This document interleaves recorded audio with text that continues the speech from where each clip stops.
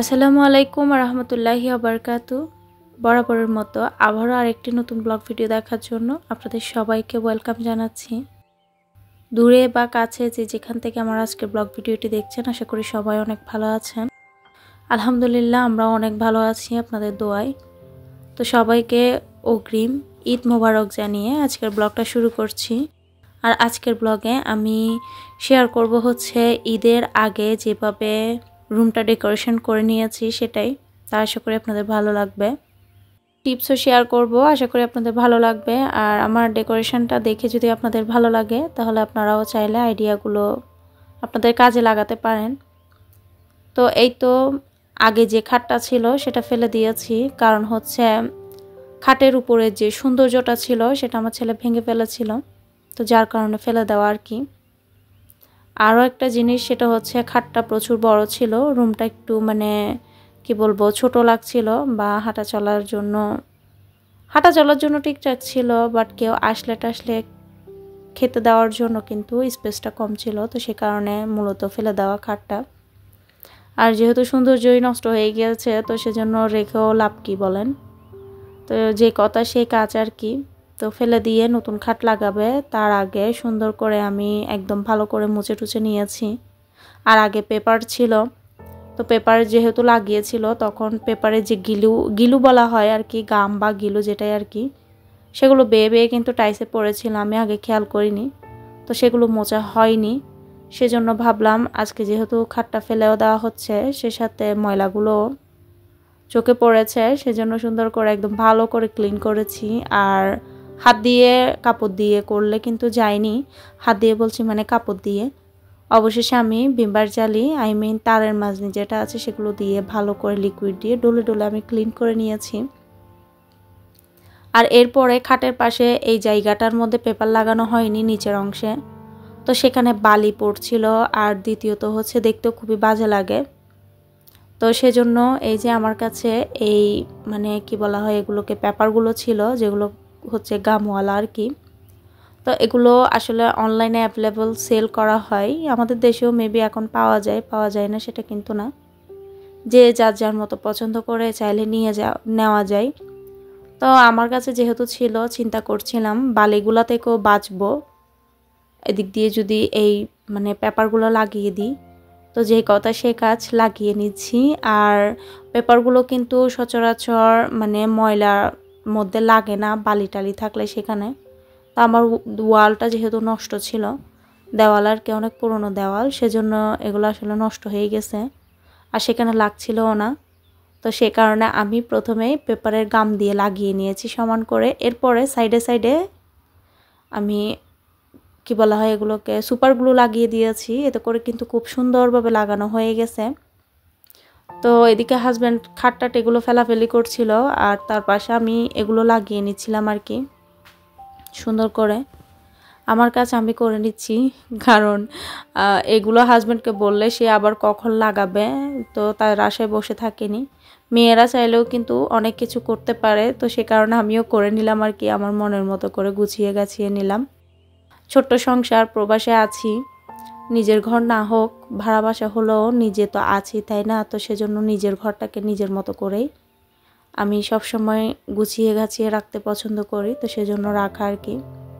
আর এই যে দেখেন আমি কিভাবে লাগাচ্ছি, তো এই তো সুন্দর করে আমি লাগিয়ে নিচ্ছি। আপনারা চাইলে কিন্তু এই জিনিসগুলো অনলাইন থেকে এনে তারপরে সুন্দর করে কিচেনেও লাগাতে পারেন। কিচেনে লাগালে কিন্তু অনেক সুবিধা হয়, তেল চিটচিটে ভাব যেগুলো হয় সেগুলো কিন্তু মুছলে উঠে যায়, আর নষ্ট হলে এগুলো ফেলে দিয়ে আবারও সুন্দর করে লাগানো যায়, আর অনেক দিন যায়, খারাপ না। কিন্তু আমার আগে কিচেন কিন্তু টাইলস ছিল না, তো আমি তখন এভাবে লাগিয়ে কাজ চালিয়েছিলাম।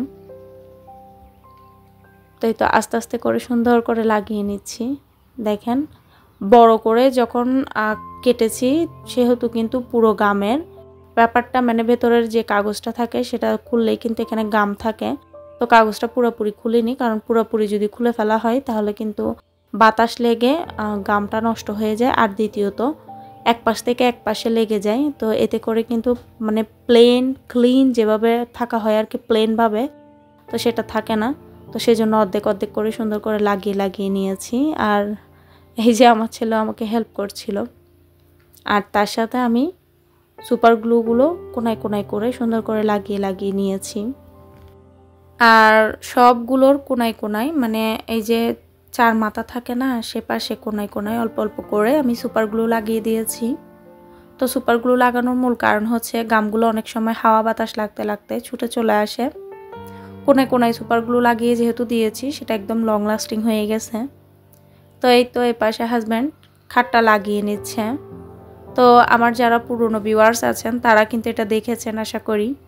আর যখন নতুন ওই খাটটা লাগিয়েছি, সেটা লাগানোর পরে আর কি এটা ফেলিনি, এটা সুন্দর করে উপরের দিকে রেখে দিয়েছিলাম। আমি বলছিলাম যে অনেক সময় প্রয়োজন হতে পারে, তো এই তো প্রয়োজনে লেগে গেছে। আর এটাকে আবারও নামিয়ে সুন্দর করে ওয়াশ টোয়াশ করে রং করে হোয়াইট কালারে তারপর এখানে বসিয়ে দেওয়া হয়েছে। তো সত্যি বলতে খাট এটা লাগাতে অনেকক্ষণ সময় লাগছে, কারণ হচ্ছে খাটের যে স্ক্রুপগুলো ফিটিং করা হয়, তো সেগুলো লাগাতে একটু মানে সময় লেগে গেছে। 1 ঘন্টার কাছাকাছি হবে খাটটা লাগাতে সময় লেগেছে।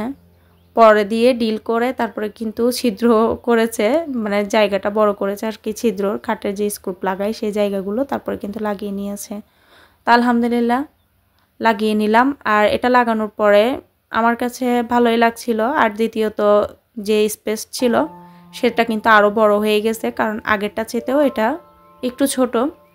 ধরেন এটা খাট এটা হচ্ছে 6 ফিট 6 ফিট, আর আগে যেটা ছিল সেটা মেবি 6 ফিট 7 ফিট এমনটাই ছিল আর কি। আর খাটটা রমজানের মধ্যেই লাগানো হয়েছে। তো এই জিনিসগুলো আমি লাগাচ্ছিলাম হচ্ছে চাঁদ রাতে। যেহেতু প্রবাসে আছি সেরকম কিন্তু মানুষজন আসে না বাসায়, তো আত্মীয় স্বজন তো সেরকম নাইও, বাট তবুও তো একটা ঈদের ফিল আনতে হবে তাই না? তো ঈদের ফিলটা আনার জন্যই আমি রুমটা ডেকোরেশন করছিলাম। আর এই যে স্টারওয়ালা লাইটগুলো, এগুলো আমার হাজব্যান্ড আনছিল লাগানোর জন্য। তো একবার মেবি ইউজ করেছিলাম 1-2 বার, পরে আজকে দেখছি লাগাতে যখন গিয়েছি এই যে এই জিনিসটা নষ্ট হয়ে গেছে, যেটা কিনা সুইচ। তো এই লাইটগুলো একটু প্রবলেম, সেটা হচ্ছে একটু থেকে আর একটু হলে পুরো লাইটটাই নষ্ট হয়ে যায়। তো কি আর করা, নষ্ট হয়ে গেছে। অনেক সুন্দর ছিল লাইটগুলো, চিন্তা ভাবনা করেছিলাম লাইট লাগিয়ে সুন্দর করে মানে তারা আর হচ্ছে চাঁদের একটা সৌন্দর্য থাকবে।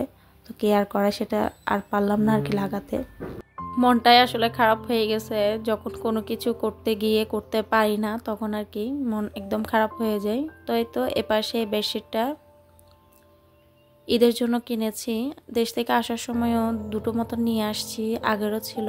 আর এটা ঈদে যখন শপিং করতে গিয়েছিলাম তখন কিনেছি আর কি। তো এটার মধ্যে কিন্তু লিপস্টিক করা, মানে চারপাশে, যাতে করে ঘুমালে মানে বা বাচ্চা কাচ্চা উঠলে ওই যে দলা হয়ে যায় বা অগোছালো হয়ে যায়, সেরকমটা হবে না। তো সেজন্য এটা লাগিয়ে নিচ্ছিলাম। আরও আছে বেডশিট, তো সেগুলো না বিছিয়ে এটাই বিছিয়ে দেখছিলাম যে কেমন লাগে। তো সুন্দর করে বিছিয়ে বাছিয়ে নিচ্ছি। আর চাঁদ রাতে আমি কিন্তু এই কাজগুলো করে নিয়েছি, রাতের দিকে করে নিই আর কি, তাহলে সকাল টাইমে একটু ঝামেলা হয় না আর কি। তো কেমন লাগছে আমার বেডশিটটা অবশ্যই জানাবেন কমেন্ট বক্সে কমেন্ট করে সবাই। আর সবাইকে অনুরোধ করব যারা যারা ভিডিওটা এতক্ষণ পর্যন্ত কন্টিনিউ করছেন, প্লিজ লাইক না করলে একটি লাইক করে দিবেন। আর প্লিজ যারা আজকে নতুন চ্যানেলটা ভিজিট করছেন, ভিডিও ভালো লাগলে দয়া করে চ্যানেলটা সাবস্ক্রাইব করে আমার এই ছোট্ট পরিবারের সদস্য হবেন। তো এই তো এরপরে যে গোল টেবিলের রানারটা ছিল বা টেবিল ক্লথ, তো সেটা আর গোল টেবিলটা বিছাচ্ছি না আপাতত, যেহেতু গেস্ট এত আসবে না। এত কি আসবেই না বলতে গেলে, কারণ আমার মামা শ্বশুরা যারা আসে তারা এবছর সবাই দেশে গিয়েছে। তো নিজের সৌন্দর্যের জন্য সেজন্য সাজিয়ে গুছিয়ে নিচ্ছি আর কি।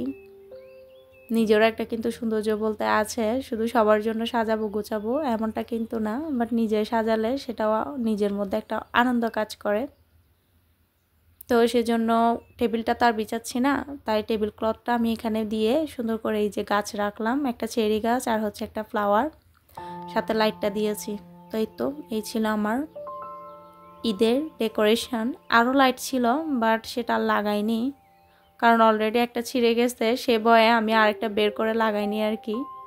তো কেমন লাগলো আমার ঈদের রুম ডেকোরেশনের ভিডিও অবশ্যই জানাবেন। আর এই তো এই জিনিসটা আমি যখন দেশে যাই তখন নিয়ে আসছিল আমার ভাইয়া, আমার দুলাভাই আর কি, আমাকে ফুল দিয়ে মানে করার কথা ছিল, বাট আমি বলছিলাম আমার জন্য আর্টিফিশিয়াল ফুলটা নিয়ে আসবেন। তো আর্টিফিশিয়াল ফুল এটাই নিয়ে আসছিল, আমার কাছে এটা ভালো লেগেছে, আসার সময় নিয়ে আসছি দেশ থেকে। তাই তো এরপরে এটা সুন্দর করে গুছিয়ে নিচ্ছি। আর এই ছিল আমার রমজানের ডেকোরেশন, সরি ঈদের ডেকোরেশন। আসলে কথা বলতে গেলে অনেক ভুল ত্রুটি হয়, তো ভুল ত্রুটি হলে প্লিজ ক্ষমা সুন্দর দৃষ্টিতে দেখবেন। তো এই যে আমার ফাইনাল লুক হয়ে গেল। তো এত বেশি আসলে ডেকোরেশন করলাম না আর কি, যেহেতু কেউ সেরকম আসবে না। তো আমাদের ঈদটা কেটে যায় কিভাবে সেটাও শেয়ার করব ইনশাল্লাহ পরের ভিডিওতে। তো সবাইকে ঈদ মোবারক জানিয়ে আজকের মতো বিদায় নিব। আর আবারও বলছি, প্লিজ ভিডিওতে লাইক না করলে একটি লাইক করে দিবেন, সেই সাথে অবশ্যই চ্যানেলটা সাবস্ক্রাইব করার অনুরোধ রইল। তো আজকের মতো বিদায় নিচ্ছি, টাটা, আল্লাহ হাফেজ, ঈদ মোবারক।